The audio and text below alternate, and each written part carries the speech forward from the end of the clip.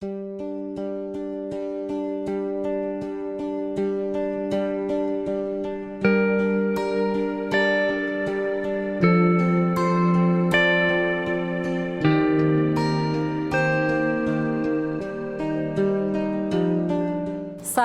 mendirikan Tafean Pah ini awal mulanya saya hanya ingin membantu satu ibu perempuan janda yang waktu itu dia sangat kesulitan sekali untuk mendapat makan. Jadi dia menenun kain yang besar itu dia dihargai dengan satu ikat jagung atau uang Rp5.000 waktu itu. Jadi saya hanya mau membantu dia untuk bagaimana caranya untuk dia bisa menolong dirinya sendiri.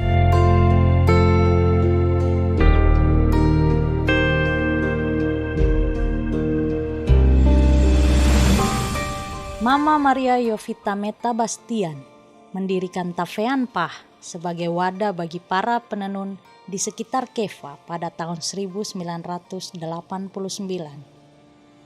Komunitas penenun ini beranggotakan 28 kelompok penenun yang terdiri dari 24 kelompok penenun ibu-ibu dan 4 kelompok penenun anak-anak.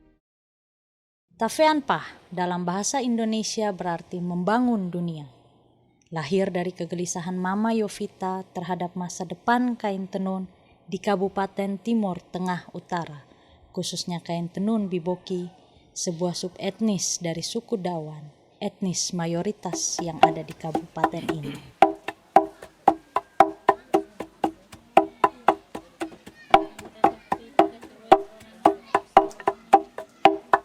Di tahun 89 itu ada program NTT IDP di Kabupaten Timur Tengah Utara ini, ada kerjasama antara pemerintah Australia dengan pemerintah di Nusa Tenggara Timur. Dan waktu itu saya bertemu dengan salah seorang ibu namanya Ibu Sisilia, dan dia mencoba untuk membawa saya dengan beberapa teman lagi, kami pergi studi banding di Sabu. Dan waktu di Sabu saya melihat di sana kok ini banyak kelompok, kemudian banyak ibu-ibu, bahkan ada juga bapak-bapak yang mereka menenun, kemudian hasil kain tenun itu bisa dijual. Dan saya pikir, wah, kenapa orang TTU itu tidak bisa menjual kain? Padahal di sana ada beberapa macam teknik. Di Sabu hanya ikat, tapi di Kabupaten Timur Tengah Utara itu ada ikat, ada sotis, ada buna. Jadi kalau itu digerakkan mungkin bisa menolong diri mereka.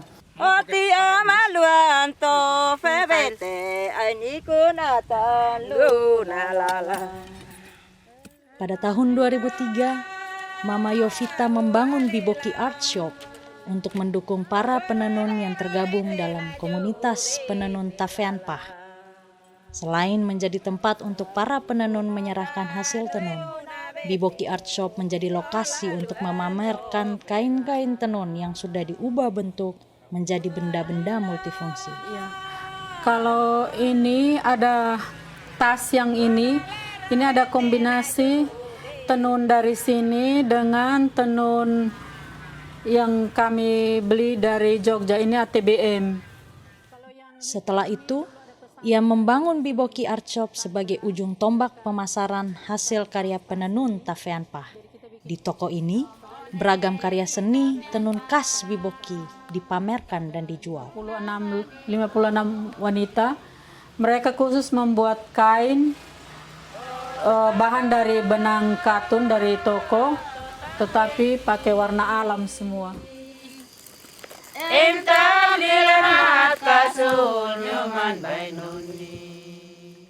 Kehadiran sosok seperti Mama Yovita menjadi penting.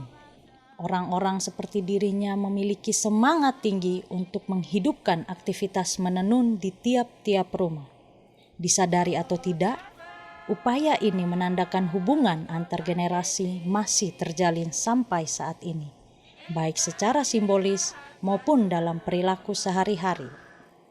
Menenun berarti menyambung tali kehidupan antar generasi.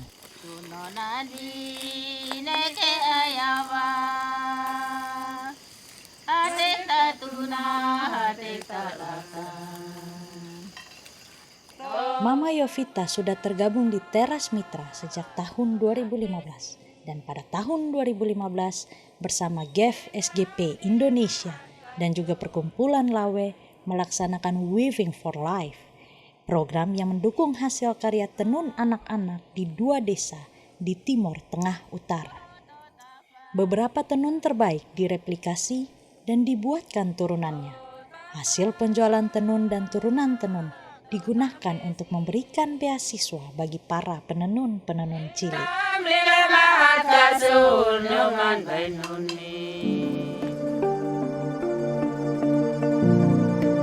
Mama Yovita menghadapi beragam tantangan dan ujian. Tetapi hampir 30 tahun sejak Tavean Pah berdiri, ia kini berhadapan dengan cobaan terberat dalam perjuangannya.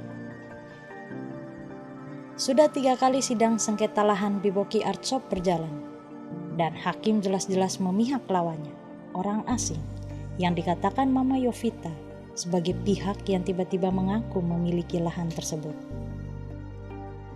Sengketa lahan sempat mengganggu konsentrasi Mama Yovita dalam mengembangkan program-program yang ada di Tavean Pah.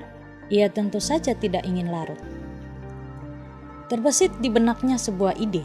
Ia membayangkan perjuangan mempertahankan Biboki Art Shop ini dituangkan ke dalam selembar kain tenun. Pasti motifnya memusingkan, tapi ini harus dituangkan ke dalam kain tenun untuk kenang-kenangan. Ucapnya pelan, yang nyaris tak terdengar ketika klakson angkutan umum yang tampak meriah karena ditempeli stiker berbagai bentuk jurusan Keva Kupang lewat di depan gerai seninya.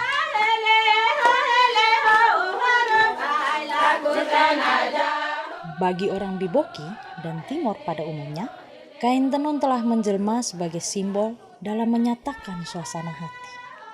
Ia hadir saat pemakainya mengungkapkan rasa duka, juga menjadi saksi dikala orang-orang tengah bersuka cita.